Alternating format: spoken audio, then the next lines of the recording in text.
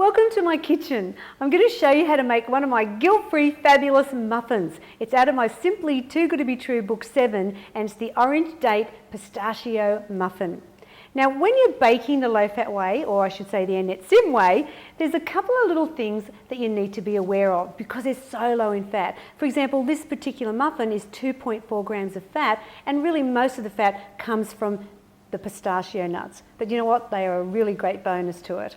Normally muffins would be anything from 15 grams of fat per muffin. So this is a great way to save those fats and calories. Now let's get started cooking and I'll show you as I go what you need to focus on when you're doing my recipes. First of all, we start by using egg whites. So I need 2 egg whites. So separate the yolk. Now that to me is rubbish. I don't want to use it. It doesn't make the recipe any better.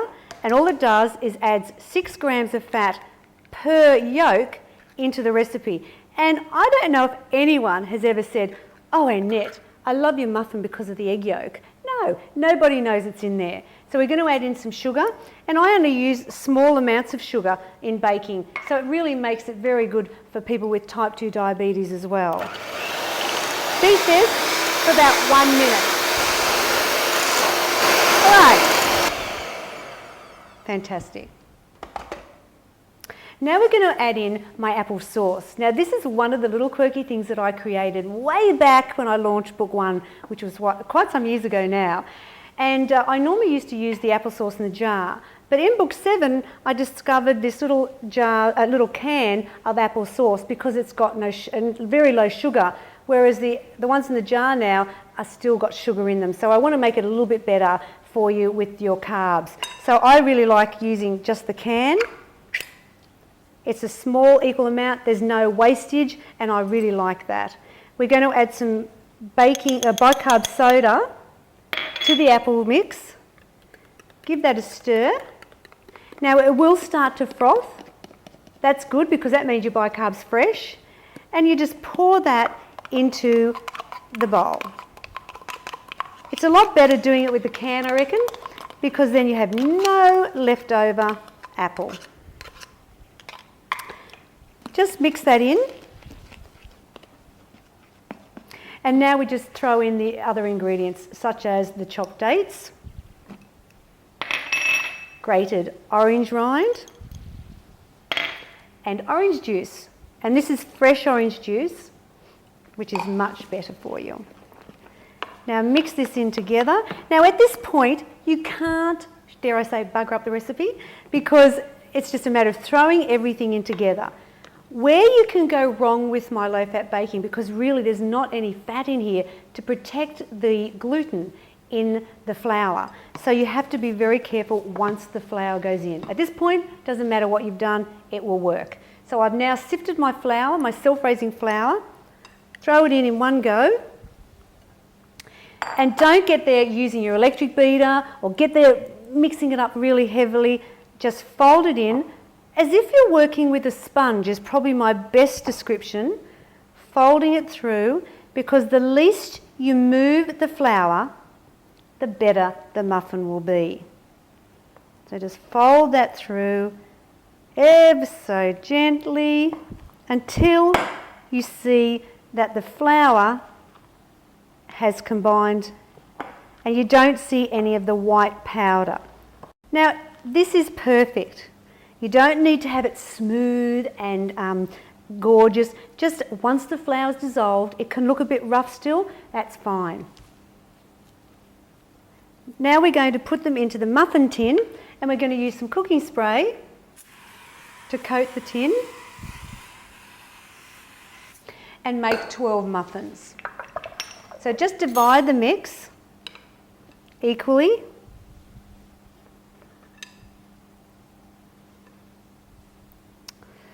I think I might have to put the kettle on soon because I think we're going to have a fantastic afternoon tea when these come out of the oven, that's for sure.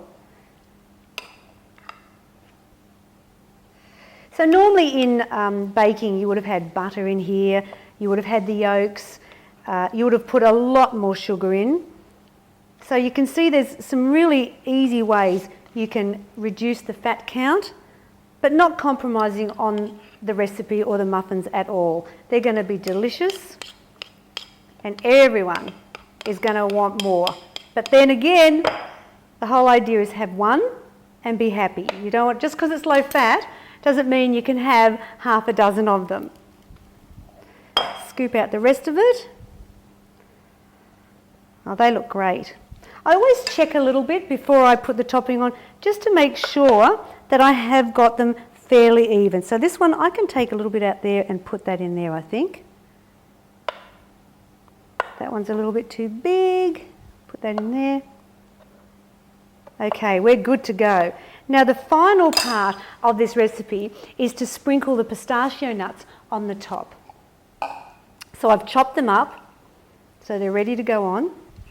So just divide that so that you've got enough for the 12 muffins. The nuts are on.